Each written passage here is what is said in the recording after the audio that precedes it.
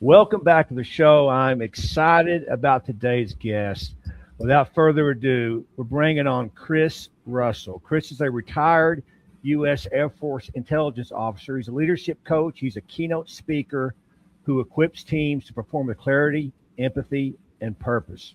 He's a combat veteran who led high-performing teams in complex, high-stakes environments. And today, he brings that same focus and clarity to help organizations build resilient cultures, elevate team performance, and strengthen accountability at every level.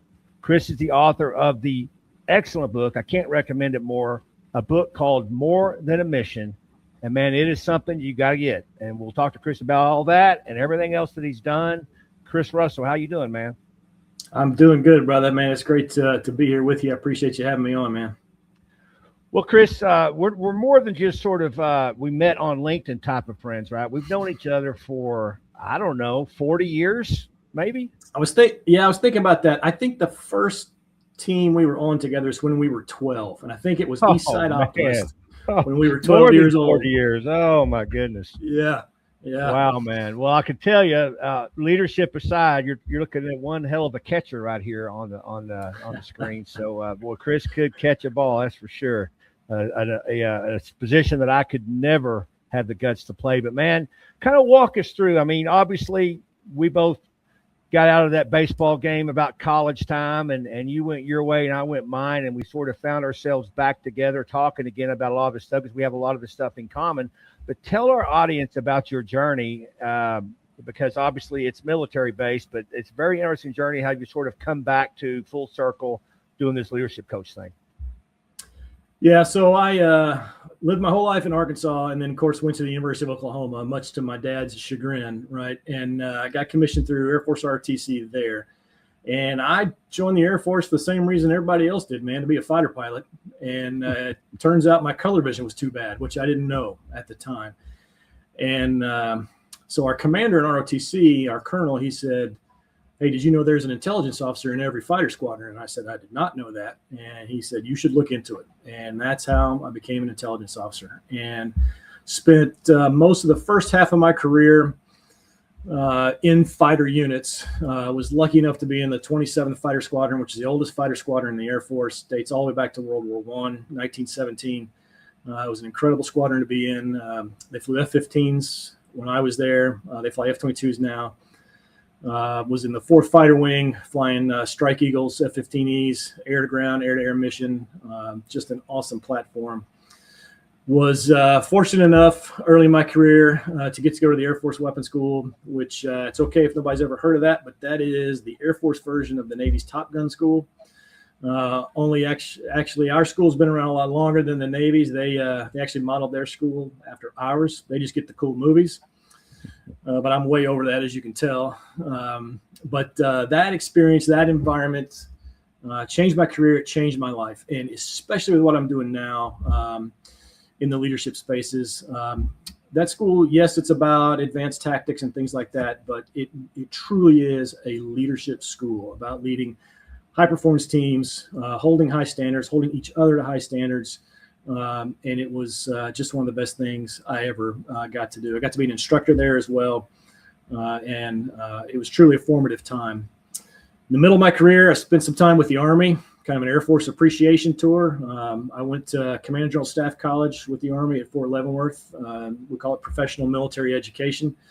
And out of that job, or out of that school, I went to be the Deputy Director of Intelligence for what we call Special Operations Command Central, SOCCENT. That's what we call it. It's a Joint Special Forces unit. So got to work with Green Berets, Navy SEALs, Marine Special Operators, Air Force Special Tactics guys. That's who I went to Afghanistan with. Some of the best training I've ever gotten in my life, as you might imagine. Again, lots of leadership learning from those guys as well. I was a speechwriter at the Pentagon for a year, which was very interesting. I was a speechwriter for a 3-star general who is the general in charge of all of Air Force intelligence.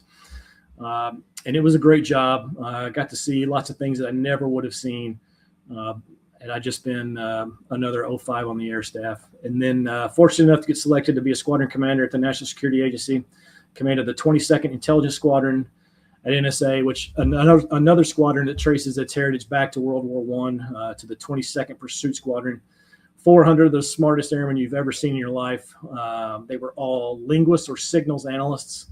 I was neither. I'd come from the football locker room part of the Air Force, and these guys, they call themselves the nerds of the Air Force. And I say that with all the love in my heart for my airmen, because they were truly awesome. But 2 years in command there, it was just a terrific time seeing those guys do the work. 9 total deployments, all to the Middle East. Had friends that got to go to cool places like Eastern Europe and Scandinavia, Japan, South Pacific. Nope, all of mine to the Middle East. So lots of time over there. And then retired in 2016, went to work for a company that contracts to the military. Everybody in the company, we'd all been on active duty together. So I didn't have to learn anybody new, didn't have to learn any new skills. We consulted on what we call ISR, intelligence, surveillance, and reconnaissance. So I would just show up in a room and tell people what I know about ISR, and it was awesome.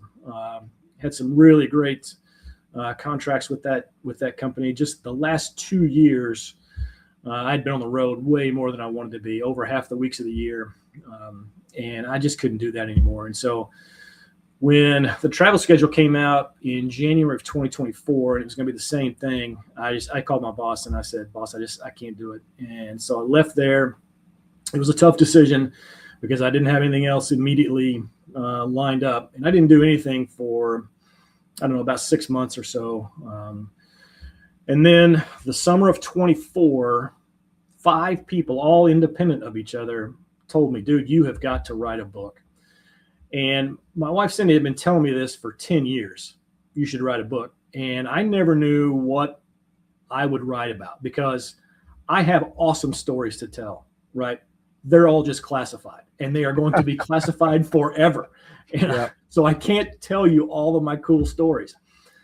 So I just sat down and I just went assignment by assignment in order and just started writing the things I remember. And what I realized is that I was writing about leadership lessons, both good and bad. And then it hit me, okay, this is a leadership book.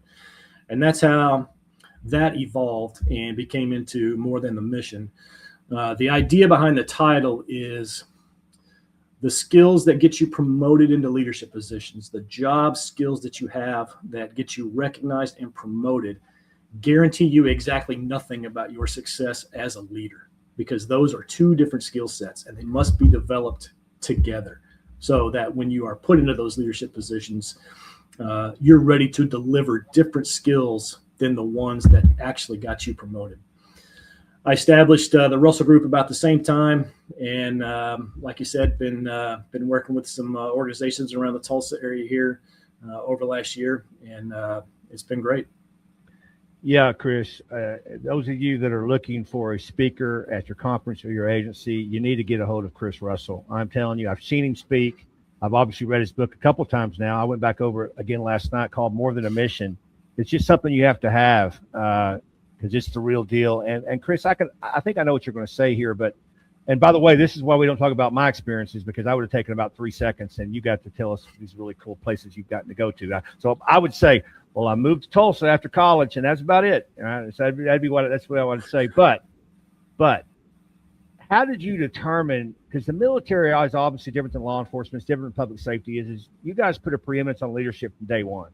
May not be the right leadership, but I mean, when you went to that leadership school, that wasn't the first time you heard about leadership. Whereas in law enforcement, oftentimes it's the first time people ever hear about it if they go to some sort of training after a basic academy. So you guys kind of hear that from day one. But it's not always the right leadership. Sometimes it's always the wrong leadership. Did you sort of absorb that throughout your career and kind of go, okay, I'm not going to be like this, but I'm going to be like this, and kind of put that hodgepodge together when you wrote your book? For sure. And, the first boss that I talk about in the book is my mental Rolodex of things I never want to be as a leader. He was a public yeller and didn't want to hear dissenting opinions or anything like that. And I mean, I'm a brand new second lieutenant right out of intel officer training. And I'm like, surely this is not what all of them are like. And in my second assignment in the 27th Fighter Squadron, I was lucky enough to have a great example of a servant leader, combat tested, fighter pilot, obviously. And he is the one that really showed me how to be a demanding leader, but still a servant leader with compassion for his people, but laser focused on the accomplishment of the mission. And so I had good examples of both throughout my career, good leaders, leaders that I struggled with. And, it's tough when you have a leader that you don't get along with or don't agree with, or your styles are different. I wasn't really conscious of this until about, halfway through my career. I was like, oh man, I can learn things from these people too, even if it's learning what not to do. And right. I think that really helped me through the second half of my career. Certainly it helped me when I was a squadron commander, because I remember all those things from that first boss. I never wanted to be a micromanager, never wanted to be a public yeller, all that kind of stuff. I wanted to set my people up for success, understanding that their success was our success. And so I think you can take anything from any leader. Hopefully they're good, but even if they're bad, there are great lessons there.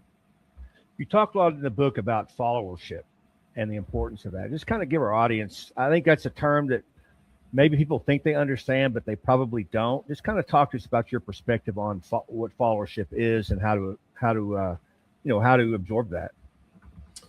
Yeah, I think followership is an important an idea. I think it was Socrates that said that who cannot be a good follower cannot be a good leader. And I think it is. I think it's rooted, at least it was for me, in understanding my role on the team. So when I'm a young officer, young captain, or whatever the case may be, I realize I am not going to be in charge, or at least not in charge of much. But I still have a responsibility on the team, a responsibility to deliver what I'm required to the person in charge. So that puts responsibility on me as a follower to understand what our purpose is, what our mission is, ask appropriate questions when I can, so that I make sure that we are still aligned with what the boss wants to do, and then move out and execute with the authority that I have been delegated from the boss. And hopefully you've got a leader or a commander that understands the difference between delegating tasks and delegating authority. If you just delegate tasks without the authority, all you're going to get is people that complete tasks. That is a short-sighted view of what success is. We should be interested in success, not just task completion. Success requires the delegation of authority as well.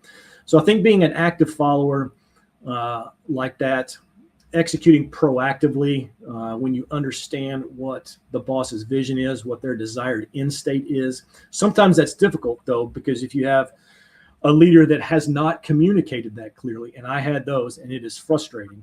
Mm-hmm. Even late in my career, I had those. That can be frustrating because you want to move out smartly to support what the effort that is going on. But if the desired end state has not been communicated well, that can be challenging. I think it's our responsibility as followers, though, to ask those questions. And this is actually something I learned from the Army that they do really well in the planning process. They have it's a formal mechanism basically to ask those clarifying type questions back up the chain of command so that they can in fact execute at the full breadth and depth of the authority that they've been given. So followership I think is really important because we all work for someone. Even when I was a squadron commander, I had a commander too that I worked for. So I don't think we ever get out of the followership business. I want to ask you the age-old question, but before you answer, I want to give some background. So the question is are you born a leader or do you learn to be a leader? But the background is this. As you previously said, Chris, we've known each other since we were 12 years old. And I think if you'd have told me, hey, when 40 years from now, this is going to be Chris Russell's resume, I probably would have said, yeah, probably so. Because even as teenagers, the last time I was around you we were 18 or 19. I knew you had this leadership quality about you. Now, we were playing a team sport, and that all this comes out in a team sport atmosphere. But I was aware of it even at that age, even though I didn't know what leadership was. I knew that there was something different about Chris Russell. What about you made you different at that young age? And then how did you use that as you developed throughout your career? That's just a small question, easy question there. For you, yeah, no problem. It's always an interesting thing to think about. Are leaders born or made? This is going to sound like a cop-out answer, but I think there are elements of both, and I really think I agree with you on that. I agree. But I think some people are predisposed to having traits that leaders have, and it's not just the loudest person in the room or the person that talks the most. I think at a young age, I think people have a confidence in what they're doing, even if it's a quiet confidence about what they're doing that makes others want to be a part of that because they seem successful, right? Leaders don't go get followers. Followers are attracted to leaders, and followers decide they are going to follow that guy for whatever reason. So I think certain people are predisposed to those traits, but I think, like I said before, if you deliberately develop those leadership skills, you can create leaders, even ones that might be reluctant leaders. And sometimes they're the best ones, the ones that think they may not have what it takes, so to speak, because that healthy amount of doubt, at least for me, was incredibly motivating, right? Do I really have what it takes to be here? Well, I'm going to work as hard as I can to make sure that I do.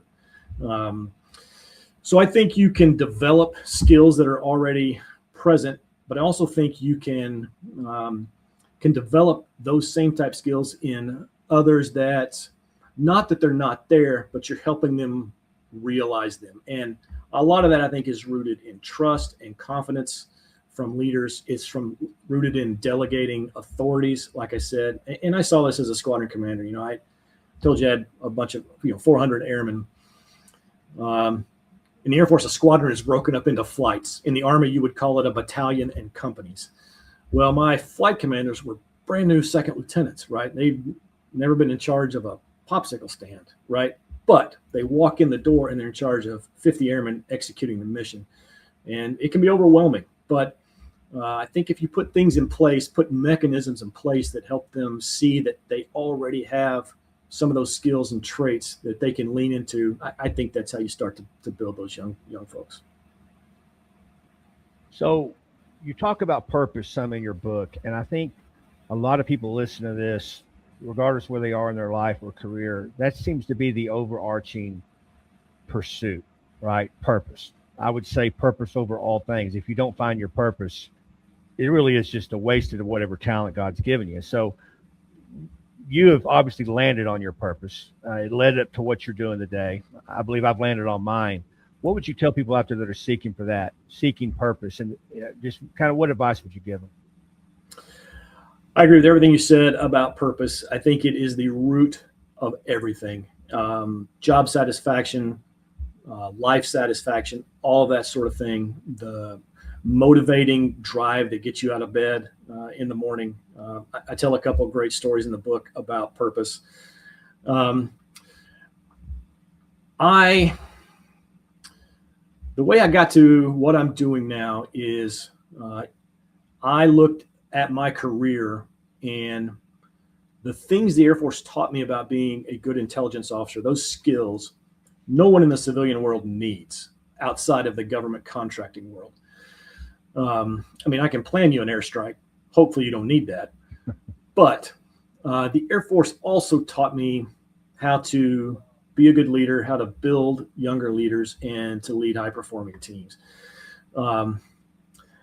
And that is where I found the roots of my purpose with what I'm doing now with the Russell Group. And frankly, my job in the Air Force was to stand up and talk. It's what I'm good at. It's what I like doing. So those two things combined really serve to form the foundation of what I feel like my purpose is now. I would tell people to lean into the things that you like doing, because if the ideal situation is you can make a living doing the thing you love to do. I spent over 2 decades in the Air Force, and I never felt like I had to go to work a day in my entire career. I felt like I got to go to work, because I loved what I was doing. I think that's a good indicator on when you find your purpose, is that you feel like you get to do the thing it is that you love to do. But certainly it can be a long journey. I understand about paying the bills and all that kind of stuff. But I think once you hit on your purpose, I think something just kind of clicks into place, and you really feel that you are doing what it was you were meant to do. Yeah, I'm going to sort of lean into what you just said, and I'm probably going to answer on a more of a fourth grade level for some of our audience, which is I agree. Do you love doing what you do? And then what are the talents that you have? Does that play into that, right? Like it may have been my purpose to play for the Los Angeles Dodgers, Chris, but clearly that was not in anyone else's purpose. So it has to be, I think, the talents that are given to you by God. And then when you use those talents to do something that you really love to do, and I think that's kind of where you land, right? And obviously you found that. I have very fortunate found that many people haven't. And, I sort of forget that sometimes. But just look at some of the data that's out there, right? With job satisfaction and morale and the unhappiness of people. I mean, we're reading just in law enforcement that 62% of people that start law enforcement today will be out of the profession in 5 years. And so there's a gap that's missing. I know you speak to tons of different groups, not just law enforcement. But what do you think is going on there when a certain profession seems to have such a low morale issue happening, where people, because retention is everything. If you can't retain employees, those organizations die unless you're a government entity, and you just, then you're still on life support, but you're still going to exist. I think a lot of that lives in alignment. And what I mean is a leadership alignment throughout the organization. I think the clearer a leader can communicate, the better aligned that organization is going to be, regardless of the size of it. So let's take law enforcement, for example. Let's say it's the patrol division, and maybe you've got a captain in charge of the patrol division that might be, 50 officers.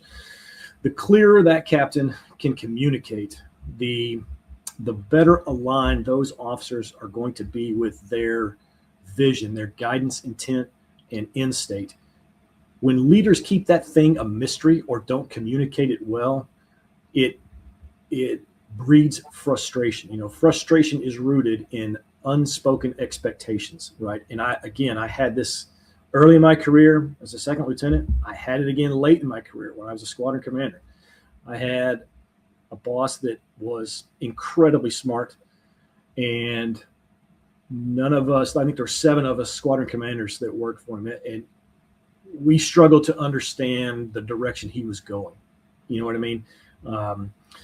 So I always tried to be as clear as I could with everyone that I was in charge of, for that very reason.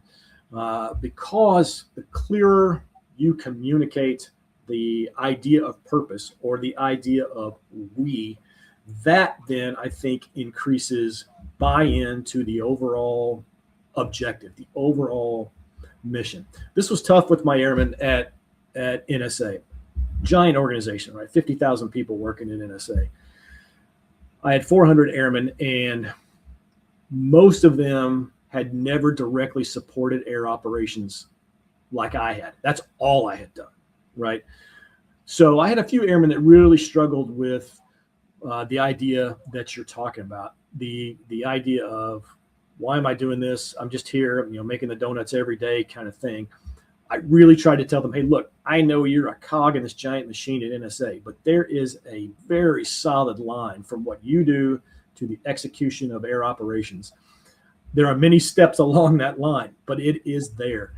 And I wanted them to feel that, because that's what I loved about my career field in the Air Force. I knew that the thing I was doing had an impact on air operations, and that's exactly why I joined the Air Force. I wanted to have an impact. I wanted the airmen at Fort Meade to feel that like I felt it as well. So I think the lack of satisfaction lives in that idea of buy-in. And we could teach an entire week-long class about buy-in. It's rooted in trust and value and clarity of mission, all that kind of stuff. But I think there's probably a lot of the reasons for what you're talking about that live in that idea. One of the most fascinating parts of your book, and once again, if you're just now joining us, we're talking to Chris Russell. He's the author of More Than a Mission. Just an expert when it comes to high-performing teams and culture and leadership issues. You've got to get a hold of him if you're interested in all of that. I hope you are. But one of the most interesting parts of the book that I found, Chris, is we talk about crisis leadership. And I have seen this throughout my career, which is you think a leader is pretty good until crisis happens, and then it exposes them, right? Just kind of explain what you saw there in the military and sort of what your take is on how, because I see leadership in crisis as not as a bad thing. I see it as a place to shine, a place to expose the greatness that leadership brings us. Kind of give us your thoughts on that. The best crisis leaders that I was around were the ones that were immediately the calmest. So crisis hits, they're the calmest ones in the room. And I'll tell you two places that really impacted me from that standpoint. One was at the weapons school with, there's 27 squadrons at the school now. When I was there, I think it was 17 or 18. But these are just about everybody had been deployed in a combat situation, that sort of thing. And so they were used to an immediate high stress type environment. And the calmest ones were the ones that were always the best leaders. The second place was at the special operations unit I talked about, SOCCENT. Once again, those guys live in crisis type situations in the field all the time. And so they are really skilled at being calm in a crisis and allowing yourself to think about what your next steps are and not just reacting to the fight or flight reaction that is going through your body at the time. In fact, and I talk about this in the book, I learned this from some Green Berets there at SOCCENT. When a crisis hits, breathe through your nose for 10 seconds. It does a few things for you. It slows your heart rate, number one. It allows you to think instead of react. And it gives you a moment to know what your training is telling you to do. Because you spend all this time training. Those 10 seconds allow you to remember what that is and take action in the appropriate way. And it's tough. When I was a young officer, that's tough to do, right? Just because you haven't been in that environment a lot. But seeing guys that could remain calm when a crisis hits and understand the difference between urgent and important, because in a crisis, lots of things are going to be important, but not everything is urgent in the moment. Thinking about those kinds of things, I think is important. And another thing that I learned at SOCCENT was, and this took me a little bit to really internalize and comprehend, was in a crisis, you don't rise to the crisis. You sink to the level of your training. You don't rise to the goal. You sink to the level of your system. And one of the examples they would give is, the 100-meter dash in the Olympics. Everyone has the same goal, but that doesn't make you run faster than the next guy. The guy that wins is the one who worked the hardest and trained the best. So in a crisis, you don't rise to the level of the crisis. You sink to the level of your training. And that's why that type of environment can be difficult if the training that has led up to that is lacking a little bit, right? So those are the things I think about in crisis leadership. Not every action needs to be taken immediately. Some might, but to allow yourself that time to think through the situation, remain calm in the storm and start leading your team through it. And oftentimes after a crisis, all the time, we do what's called a debrief, right? I mean, we do that in crisis situations, but we don't always debrief leadership, right? And this goes back to leading yourself and trying to improve. Like, this isn't some secret thing where you just wake up and you're perfect. You don't go to a certain leadership conference or leadership school, you know what you're doing. It's a daily walk. It's a daily grind. How important is that leadership debrief as individuals looking at how you're doing and how to improve? Just kind of talk about that a little bit. Yeah, the idea of the debrief is incredibly important. It is really tough to debrief yourself because it's almost impossible to be objective, right? Either I did that extraordinarily well, couldn't have done any better, or I'm the worst ever, right? It's easy to go to the extremes when you're looking at your own actions. But the idea of looking at your performance objectively and learning from it, I think, is one of the things that sets high performing teams apart. And I've got a talk that I give. I got to give this talk to 2 high school football teams last summer, the 5 traits of high performing teams. The last one is accountability is the knife sharpener, and accountability lives in that debrief area. At the weapons school, the idea of the debrief is so ingrained in our culture. We even call it the culture of the debrief, because we debrief everything that we do. And when we've got a saying, when you walk in the debrief room, leave your rank at the door, because everyone is going to be held accountable in accordance with the standards, regardless of your rank or position. Now, obviously, it's done professionally, right? But everyone that gets debriefed understands that that is the place that we learn. And sometimes those debriefs are pointed and difficult. I have been on the receiving end of some difficult debriefs. But if everyone understands that the idea is this is not only to make me better, it's to make us better. And that's the magic. When an organization understands that the debrief or the after action review or feedback is not personal, it is not an attack. It is saying, I respect you and I respect our team enough to hold you accountable to the standards that we've all agreed to. When an organization lives there, man, that is a powerful, powerful organization. It's difficult to get there, to be sure, because it's easy to take stuff personal, and I get that. But I spend a lot of time talking about that idea, the idea of debrief, accountability, but the idea that it's all rooted in it makes us better.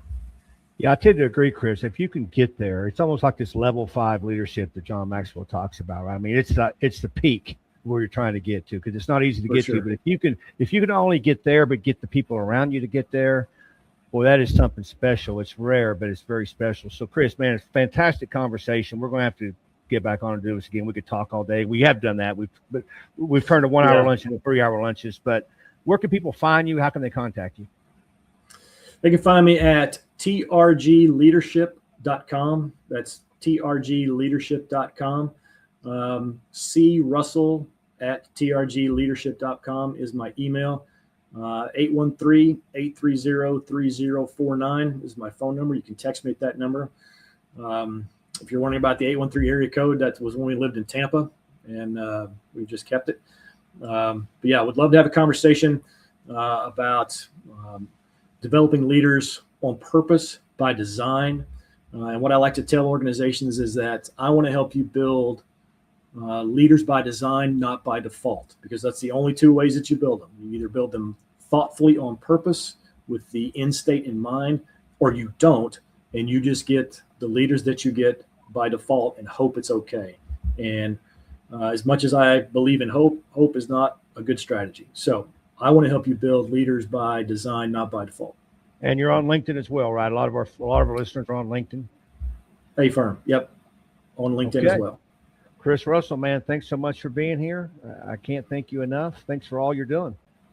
Well, Trav, it's great to be with you, man. It's been great to connect with you again after all those years. But yeah, I had a great time today. Look forward to doing it again. Thank you for being here. Thank you for listening. And just remember, lead on, and stay courageous.